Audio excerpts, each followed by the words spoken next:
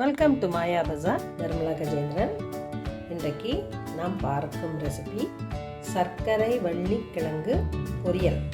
கடாயில் 2 டீஸ்பூன் நல்லெண்ணெய், 1 டீஸ்பூன் கடலெண்ணெய் விட்டுருக்கேன். கடுகு 1 பிஞ்ச், கடலைப்பருப்பு 1/2 டீஸ்பூன், உளுந்தம்பருப்பு 1/2 டீஸ்பூன், பச்சை மிளகாய் 2, பூண்டு 3, சின்ன வெங்காயம் 10, கருவேப்பிலை கொஞ்சம்.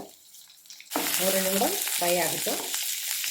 தக்காளி 1 பழம், இதுவும் 1 நிமிடம் ஃப்ரை ஆகட்டும்.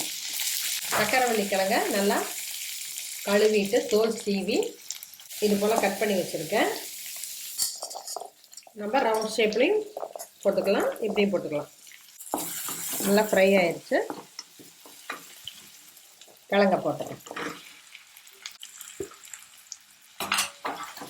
மஞ்சள் தூள் 1/4 டீஸ்பூன், சாம்பார் தூள் 1 டீஸ்பூன்,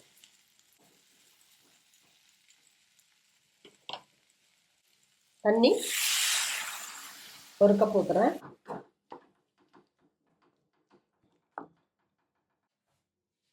மூடி போட்டு கொஞ்ச நேரம் வேகட்டும். அப்புறம் உப்பு போட்டுக்கலாம்.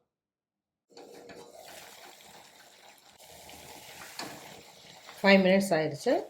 கொஞ்சம் கிளறி விடுவோம். பாதிக்கு மேலே வெந்திருக்கும். இப்போ உப்பு போட்டுடலாம். தேவையான அளவு கல் உப்பு போடுறேன்.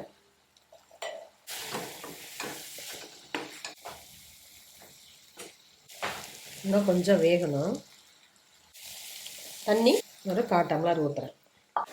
கொஞ்சம் ஃப்ளேமை குறைச்சி வச்சுக்கலாம், இல்லாட்டி அடி பிடிச்சிக்கும். மிளகுத்தூள் கொஞ்சமாக போடுறேன்.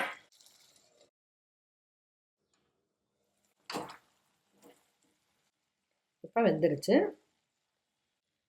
கொஞ்சம் கிரேவியோடு இருக்குது. தேங்காய் பூ கொஞ்சமாக போடுறேன். 1/2 டீஸ்பூன் தேங்காய் எண்ணெய் ஊற்றுறேன். ஸ்டவ் ஆஃப் பண்ணிடலாம். ரொம்ப ஃப்ரை ஆகணும்னு அவசியம் இல்லை. இது போல் எடுத்தால் சாப்பாட்டுக்கு பிசைஞ்சுக்கலாம். சப்பாத்தி, தோசை எல்லாத்துக்குமே நல்லாயிருக்கும். கொத்தமல்லி இலை கொஞ்சம் போடுறேன். சர்க்கரை வள்ளி கிழங்கு பொரியல் ரெடி ஆயிடுச்சு.